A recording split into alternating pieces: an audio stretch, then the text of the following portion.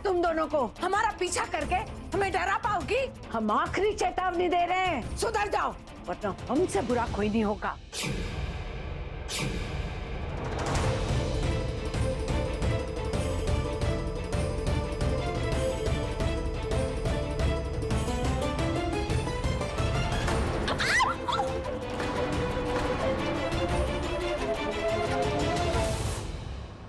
उठिए, आराम से।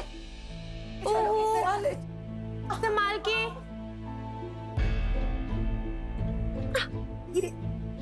आराम से, आराम से, आराम से। यहाँ बता दो। हाँ।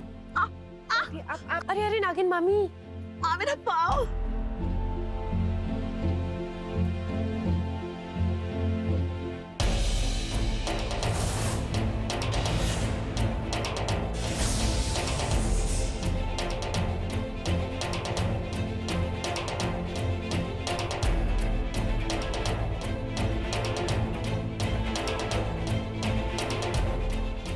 संभाल। छोड़ी।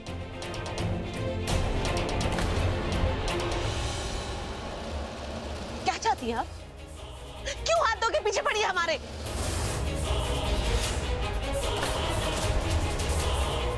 सुमन, ये क्या तरीका है बड़ों से बात करने का? तो और क्या करूं भाभी माँ?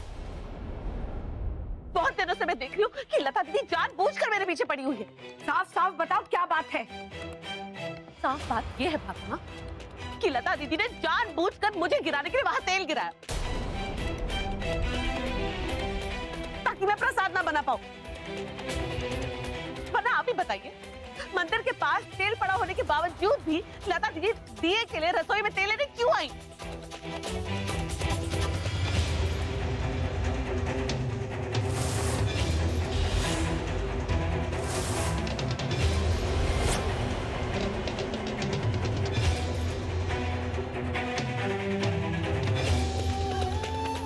नहीं सुमन, मैं सच कह रही हूँ। भाभी माँ, जब मैं वहाँ गई थी ना तो तेल नहीं था। बस लता दीदी अब और झूठ मत बोलिए। अब आपका सच सबके सामने आ चुका है। पता नहीं कौन से जन्म का बदला ले रही है आप हमसे। अरे अब तो ये हमारी जान लेने पर उतर आई है। कल इंदर को आमचूर खिला के आपने उन्हें मारने की कोशिश की।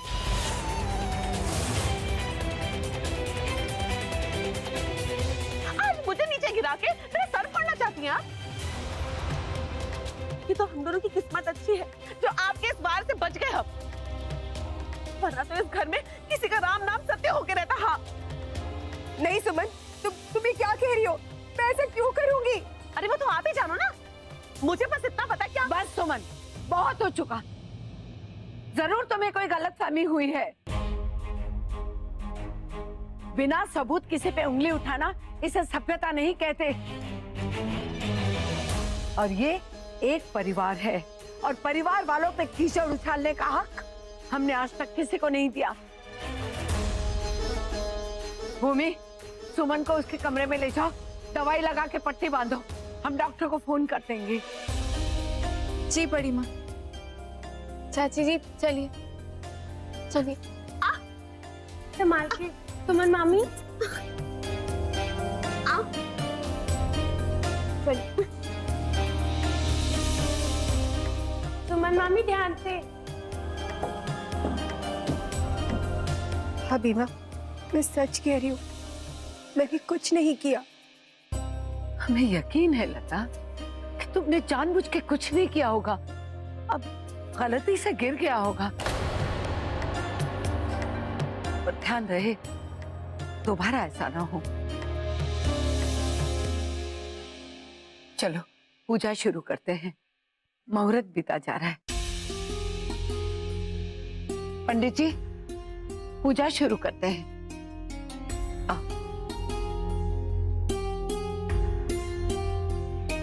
देख तेरे संसार की हालत क्या हो गई भगवान, कितना बदल गया इंसान।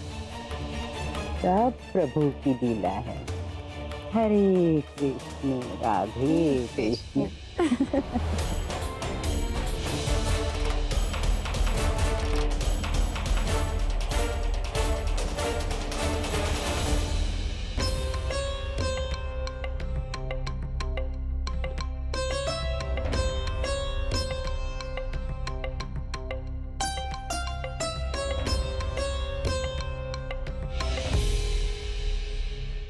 खुश रहिए। जी अब हमें आज्ञा दीजिए। जी। भाभी माँ, मैं ये सब साफ करवा देती हूँ। माँ, मैं भी आपके साथ चलती हूँ। अब नहीं नहीं भूमि, मैं कर लूंगी। श्याम,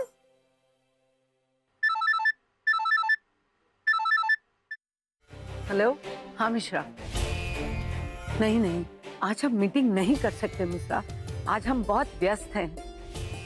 कल की मीटिंग ले लो ना, कोशिश तो करके देखो।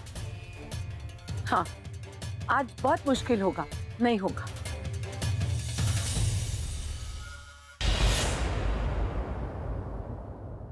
बड़ी माँ, मैं जानती हूँ कि आप किसी बात से तो बहुत परेशान हैं, तभी आपने मीटिंग कैंसिल कर दी।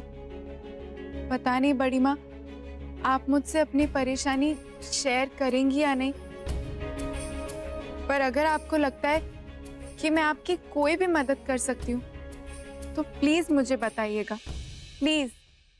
दिन ब दिन हमारा घर बिखरता जा रहा है, इसलिए हम बाहर जाने की कोशिश भी नहीं कर सकते। जिस तरह से ये दोनों लड़ रही थी, ऐसा लगता है इन दोनों में कड़वाहट इतनी बढ़ गई है कि उस कड़वाहट को घर से बाहर निकालना हमें नामुमकिन लग रहा है। घर के हालात देखकर हमें घर से बाहर कदम निकालने में घबराहट हो रही है। कहीं ऐसा ना हो कि हम वापस आए तब तक घर टूट चुका हो, इसीलिए हम बाहर नहीं जाना चाहते। बड़ी माँ, आप चिंता मत कीजिए, मैं हूं ना, मैं ध्यान रखूंगी कि माँ और चाची एक दूसरे से ना टकराएं। आप मुझ पर भरोसा रखिए बड़ी माँ, मैं आपको शिकायत का मौका नहीं दूंगी।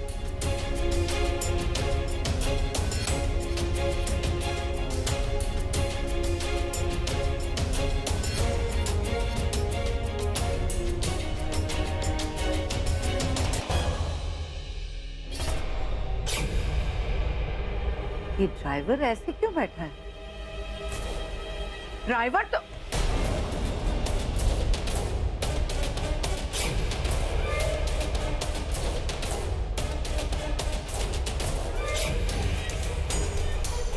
लता, सुमन, भूमि, जल्दी आओ। वो देखो, वो आती। क्या हुआ बड़ी माँ? वो ए, रुको।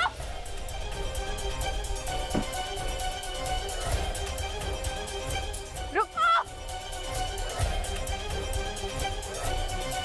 वो क्या हुआ भाभी माँ? क्या हुआ? वो आती। भाभी माँ, आप जान तो जाइए, जान तो जाइए। आप कुछ नहीं होगा भाभी माँ। नहीं।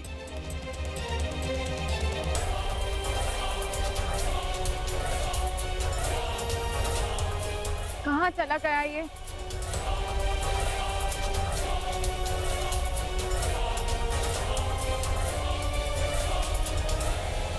कुछ नहीं होगा भाभी माँ। नहीं, ऐसा नहीं हो सकता, ऐसा नहीं हो सकता, ऐसा पता नहीं कैसे वो।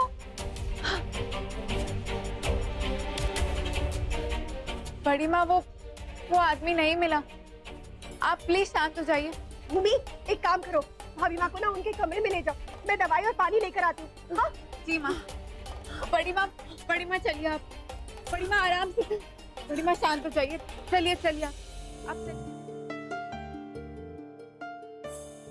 यहाँ बैठिए आप, यहाँ बैठिए।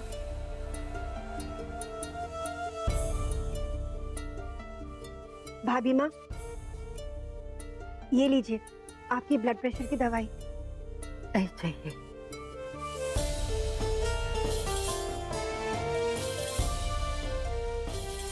माँ, आप रहने दीजिए, दवाई मैं दे देती हूँ, आप जाके आराम कीजिए। आप भी थक गई होंगी ना, आपको आराम की जरूरत है। ठीक है।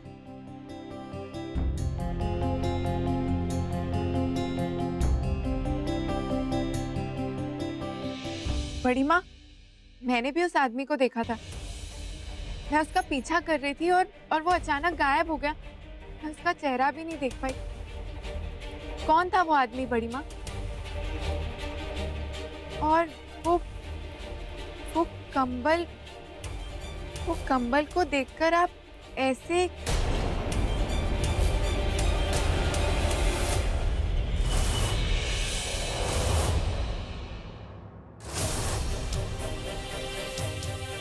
कुछ नहीं, कुछ नहीं।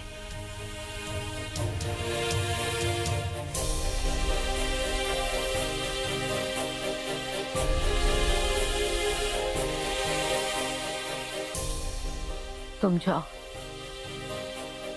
हम कुछ देर अकेले रहना चाहते हैं। जी।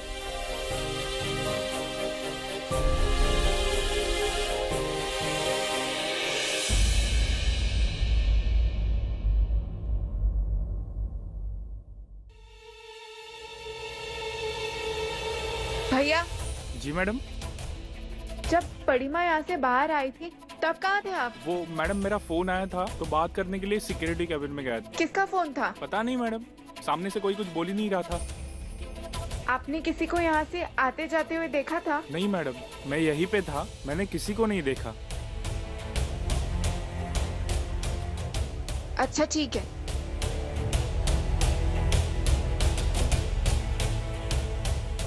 तुमने नहीं भेजा था वो कंबल वाला आदमी? हमें क्या पता कौन था वो? हम जो करते हैं डंके की चोट पर करते हैं। हमें कोई ऐसे कंबल में छुप के पीछे से वार करने की आदत नहीं है। बड़ी माँ, आप चाहे कितना भी छुपा लीजिए, पर एक बात तो मैं बड़े विश्वास के साथ कह सकती हूँ कि ये शॉल वाला आदमी कहीं ना कहीं आपके अतीत से जुड़ा है और मैं इसका सच पता करके रहूंगी।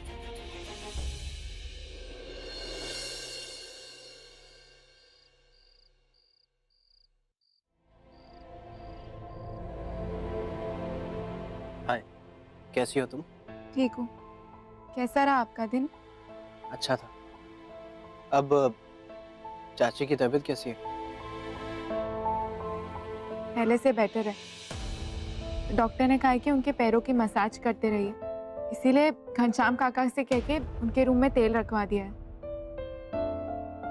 और माँ?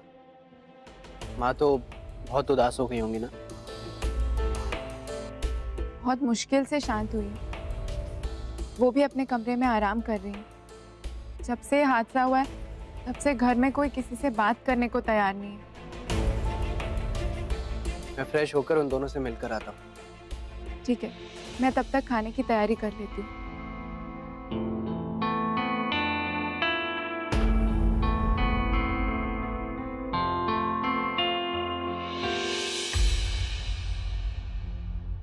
भाभी जी, ये गरम तेल वो मालिश के लिए। आप जाइए, मैं कर लूंगी। आह, हे भगवान, इतनी दर्द हो रही है मेरे पाँव में। ऐसे लग रहा किसी ने हथौड़ा मार दिया। सुमन मामी, आप इतना दर्द क्यों सह रही हैं? बहुत दर्द हो रहा होगा ना आपको। हम एक काम करें, घर में से किसी को बुला देते हैं, वो आपकी सेवा कर देंगे। और अगर कोई आपकी मदद करने नहीं आता तो कोई बात नहीं, आपको ऐतराज ना हो तो लाइए, हम आपकी सेवा कर देते हैं। नहीं रहने दो, मैं खुद कर लूंगी। यही दिक्कत है ना आप सबकी, बस दिखावा करते हैं सारे के सारे। जब असल में किसी को जरूरत होती है तो कोई झूठे मुंह झांकने भी नहीं आता।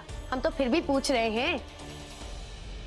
अब देखिए, आप यहाँ अपना पैर सुजा के बैठी हैं और वहां आपकी जेठानी अपना मुंह सुजा के बैठी हैं। जब हम नए नए यहाँ पर आए थे ना, तब सब लोगों में कितना प्यार था। सब लोग कितने प्यार से एक दूसरे के साथ रहते थे, सर से सर मिलाकर गाना गाते थे, हम साथ साथ हैं। पर अब हमें समझ में आया, सब कितने बड़े ढोंगी थे, सबके ढकोसले थे, सब झूठ बोलते थे, असल में कोई किसी का नहीं है। वैसे हम आपका दर्द समझ सकते हैं मामी। जैसे चाय के कप में पड़ी मक्खी की तरह उन्होंने इस वक्त आपको निकाल कर फेंक दिया, वैसे ही सालों पहले उन्होंने हमें भी निकाल कर फेंक दिया था। हम आपका दर्द समझ सकते हैं।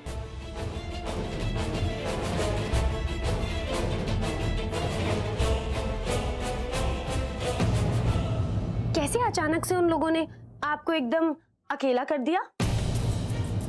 मामी, क्या फायदा हुआ? इतने सालों इन लोगों को आपने अपना खून पसीना दिया और क्या मिला बदले में? कोई आया पूछने? हम तो कहते हैं इससे अच्छा तो तब होता जब आप अकेली रहती।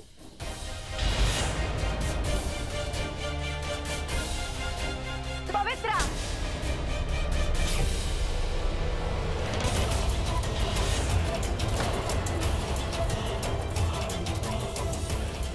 आज मुंह से निकल गया, पर आज के बाद ये बात अपनी जबान तो दूर, अपने दिमाग में भी मत लाना।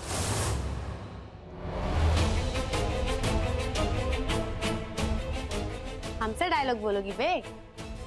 हम ना सीनियर है, तुम्हारी सीनियर। तुम्हारी घटिया सोच ही तुम्हारे इन घटिया बातों को जन्म देती है।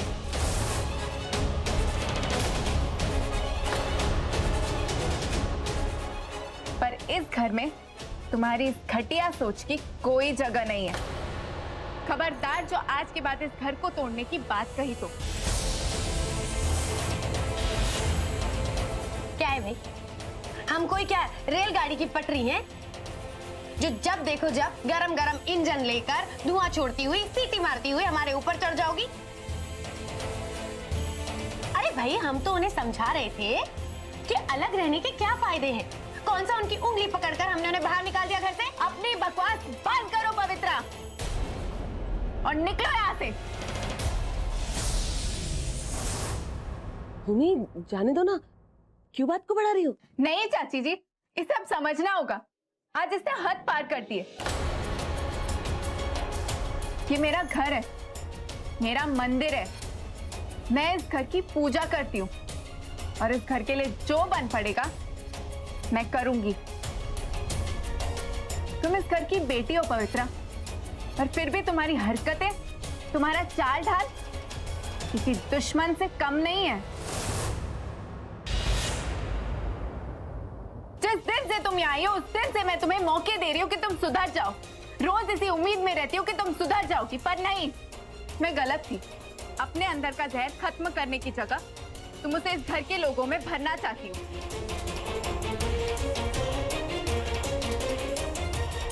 क्या लेक्चर देती हो भाई? जाओ जाओ, किसी स्कूल या कॉलेज में भर्ती हो जाओ। हम बता रहे हैं, जितने स्टूडेंट्स होंगे ना तुम्हारे, टॉपर होंगे। हम सच बता रहे हैं मामी। यही हरकतें तुम्हारे घटियापन का सबूत है। रिश्ते में तो तुम मेरी ननद हो, मेरे पति की बहन, मुझसे बड़ी हो, पर फिर भी मुझे तुमसे घिन आती है।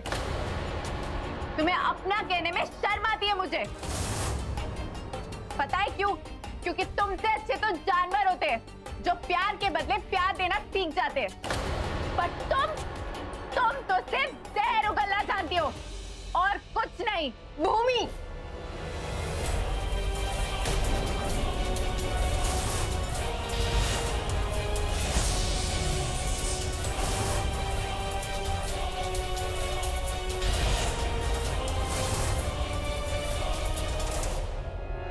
बस पवित्रा, तुम मेरी बहन हो, इसलिए आज तक मैंने तुमसे कुछ नहीं कहा। आज तुमने भूमि पर हाथ उठाया,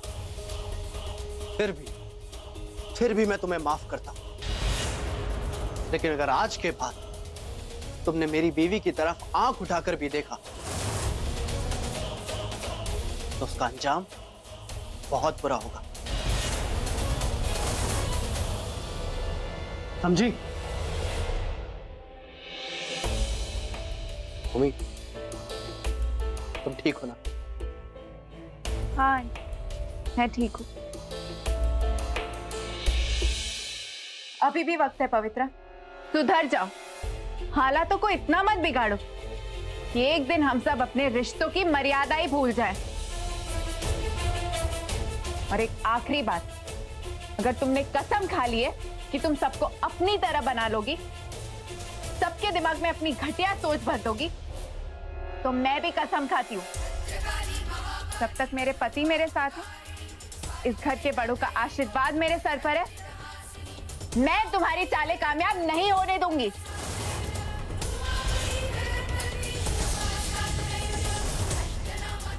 तुम इस घर के प्यार को अपनी नफरत से नहीं तोड़ पाओगे।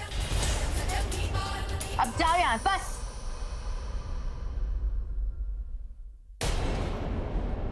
लाइए चाची जी, मैं आपको मसाज कर देती हूँ।